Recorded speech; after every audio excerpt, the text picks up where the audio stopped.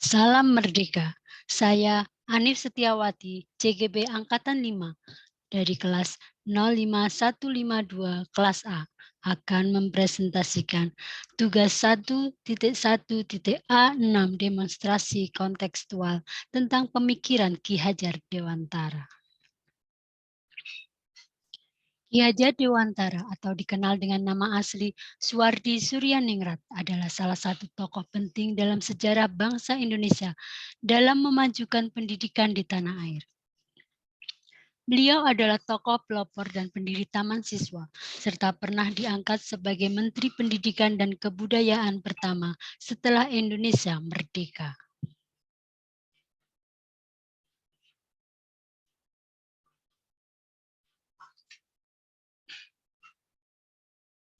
Video ini bisa disaksikan dalam link YouTube sebagai berikut.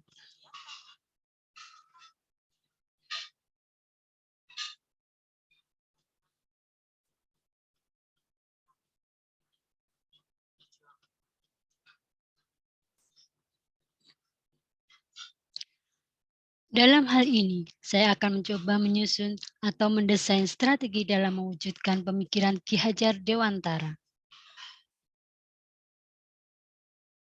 Pemikiran Ki Hajar Dewantara yang paling terkenal adalah ada 3 konsep tentang Ingarso Sungtulodo, Ingmadyo Mangunkarso, dan Tutwuri Handayani. Pendidikan dalam pemikiran KHD diartikan sebagai tuntunan dalam hidup tumbuhnya anak-anak. Tujuan pendidikan menurut KHD adalah menuntun semua kodrat baik alam maupun zaman pada anak agar dapat selamat dan bahagia lahir dan batin sebagai manusia atau masyarakat. Di sini saya akan mencoba mendesain strategi pembelajaran dalam mewujudkan pemikiran KHD, pendidikan yang berpihak pada murid sesuai konteks diri murid dan sosial budaya di daerah Tuban. Kekuatan sosiokultural menjadi proses menebalkan kekuatan kodrat anak yang masih samar-samar agar dapat memperbaiki lakunya untuk menjadi manusia seutuhnya. Konsep Ingarso Sungtulodo Momong yang artinya di depan. Maksud di depan adalah seorang harus bisa memberi teladan atau contoh. Jika guru memberikan contoh atau teladan, akan memotivasi siswa untuk terus berprestasi. Ingmadyo Mangunkarso, Among, artinya di tengah-tengah atau di antara seseorang bisa menciptakan prakarsa dan ide. Guru memiliki peranan penting untuk menstimulus agar terciptanya prakarsa dan ide di dalam proses pembelajaran. Contoh di sini dalam proses pembelajaran fisika, kimia, dan biologi. Tutwuri Handayani, Ngemong, yang artinya dari belakang seseorang pendidik harus bisa memberikan dorongan dan arahan, memberi semangat agar siswa bisa berprestasi, baik bidang akademik maupun non-akademik sesuai dengan bakatnya masing-masing.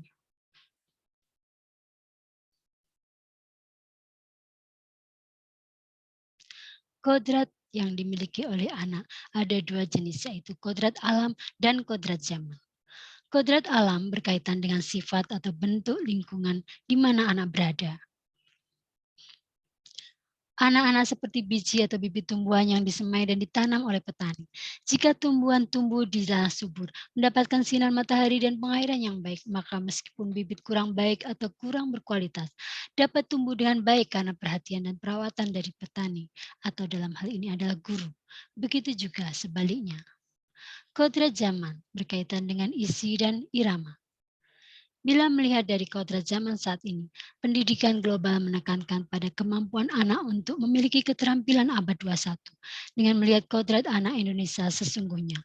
Pengaruh dari luar tetap harus disaring dengan tetap mengutamakan kearifan lokal budaya Indonesia.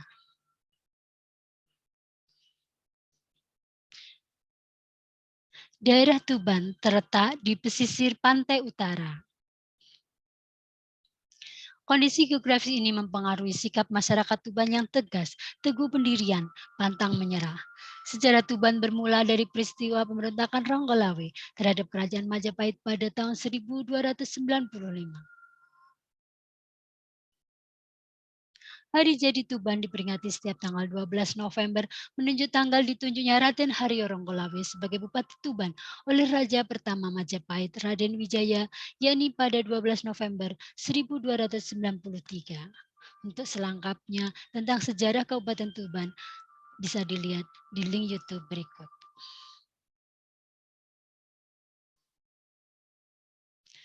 Tuban juga dikenal sebagai Bumi Wali. Tuban pernah disinggahi oleh Laksamana Muslim dari Cina. Nama aslinya adalah Zheng He. Kemudian dikenal sebagai Cheng Ho. Ia lahir di Yunan pada tahun 1371. Pada tahun 1406, armada Cheng Ho mengunjungi Majapahit dengan berlabuh di Tuban. Sunan Bonang merupakan salah satu anggota dari Wali Songo. Ia merupakan putra dari Sunan Ampel dengan Nyai Ageng Manila yang lahir pada tahun 1465 Masehi. Sebelum era Kesultanan Demak, Tuban merupakan bagian penting dari wilayah kekuasaan Majapahit. Bagi Majapahit, Tuban berperan vital karena letak yang strategis dan menjadi sebagai salah satu pelabuhan utama sekaligus bandar dagang kerajaan.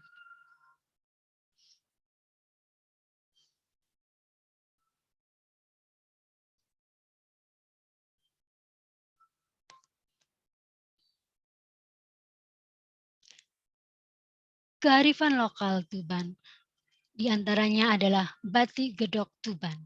Batik gedok merupakan batik kuno yang hanya dibuat di daerah pedalaman kota Tuban, Jawa Timur. Nama gedok tersebut diambil dari proses pembuatannya di mana kapas akan dipintal menjadi benang dan dianyam menjadi kain menggunakan alat manual yang mengeluarkan bunyi dok-dok. Kain bertekstur ini juga dibatik menggunakan tangan sehingga tercipta suatu karya yang sangat menarik. Batik gedok memiliki ciri khasnya sendiri, yaitu sebagai batik tulis. Setiap motif batik yang diaplikasikan di kain, mulai dari kain tenun hingga kain katun, semua adalah batik tulis. Dan yang lebih menarik lagi, motif dari batik gedok merupakan perpaduan dari 3 budaya yang pernah berkembang dan berdampingan dengan harmonis. Oleh sebab itu, motifnya dan yang kaya dan bervariatif berasal dari penggabungan budaya-budaya tersebut.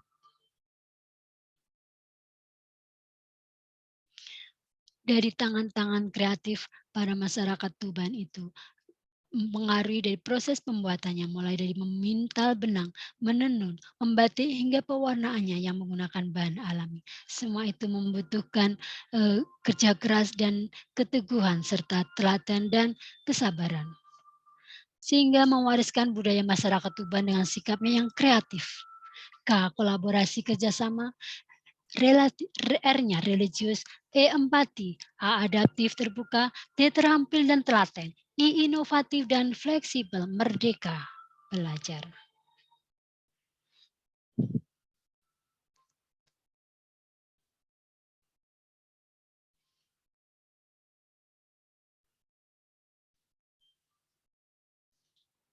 Sehingga dari sini muncullah ide gagasan dari kearifan lokal yang dimiliki Tuban dengan membiasakan sikap kreatif, yaitu kolaborasi kerjasama, religius, empati, adaptif terbuka, terampil dan telaten, inovatif, fleksibel, luas, merdeka.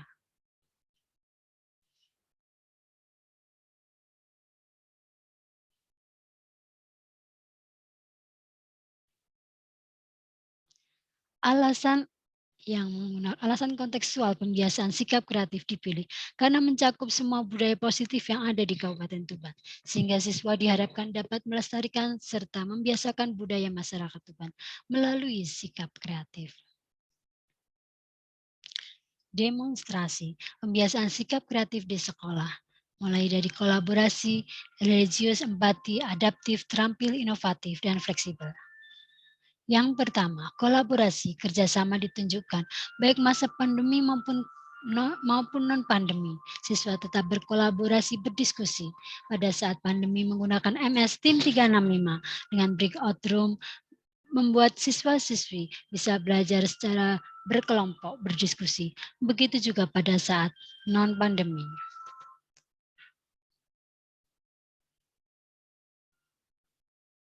Tutor teman sebaya juga menunjukkan kolaborasi yang cukup harmonis, baik itu dikerjakan di luar sekolah menggunakan aplikasi WhatsApp atau yang lainnya.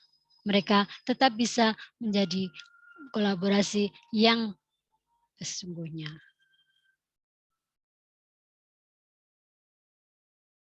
Religius. Hal ini juga tampak pada kebiasaan di sekolah dengan sholat berjamaah. Kegiatan-kegiatan hari besar agama seperti sholat Idul Adha dan juga pembagian hewan kurban.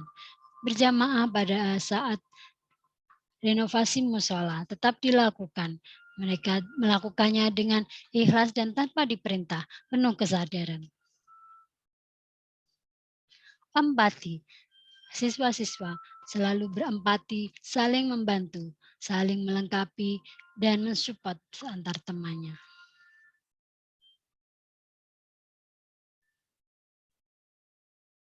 Adaptif, terbuka. Artinya pada saat kondisi apapun, di mana generasi sesuai zamannya, para siswa tetap bisa terbuka mengambil hal-hal yang positif.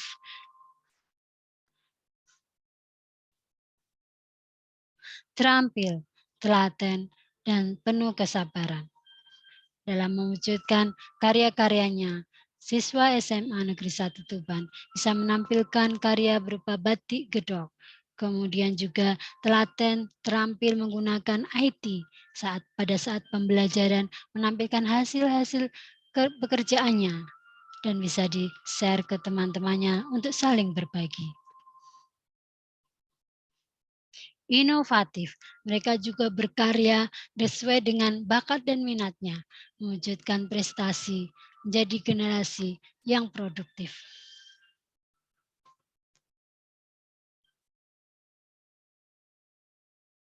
Fleksibel, luas, merdeka. Dalam belajar, mereka bergembira, namun tetap juga serius dan santai. Mereka mengambil pembelajaran yang bermakna.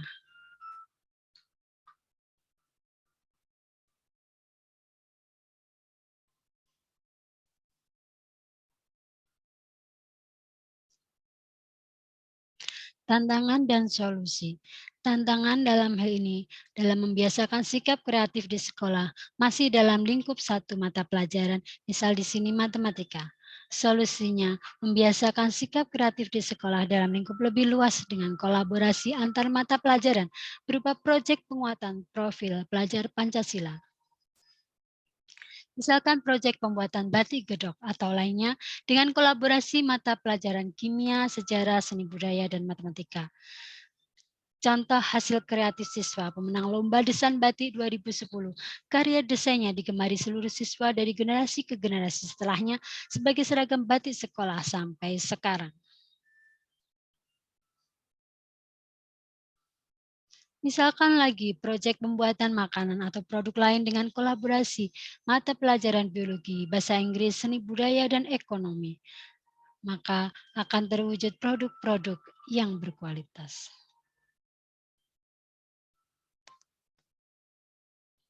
Kolaborasi antar mata pelajaran bisa ditampilkan sebagai berikut.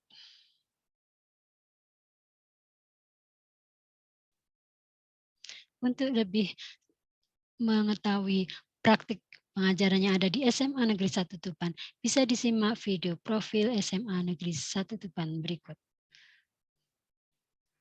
Link profil SMA Negeri 1 Tuban, Jawa Timur bisa saya tampilkan di sini.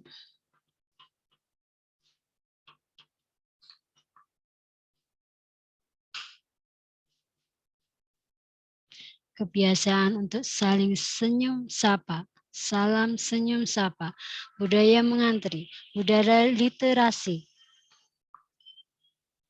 dan hasil-hasil dari prestasi yang sudah ditorehkan, baik nasional maupun internasional. Hal ini diimbangi dengan kegiatan-kegiatan Bapak Ibu Guru yang menghasilkan juga karya-karya inovatif pembelajaran.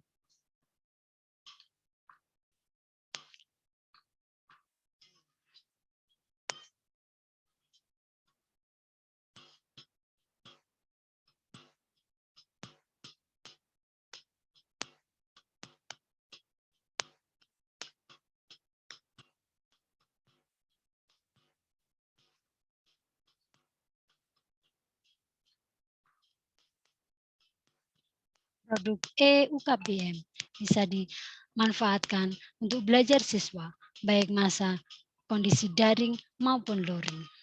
Bisa belajar dimanapun, kapanpun.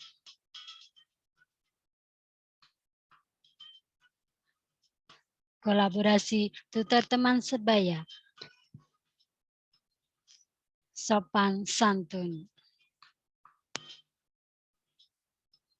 Semuanya menorehkan prestasi sesuai bakat masing-masing.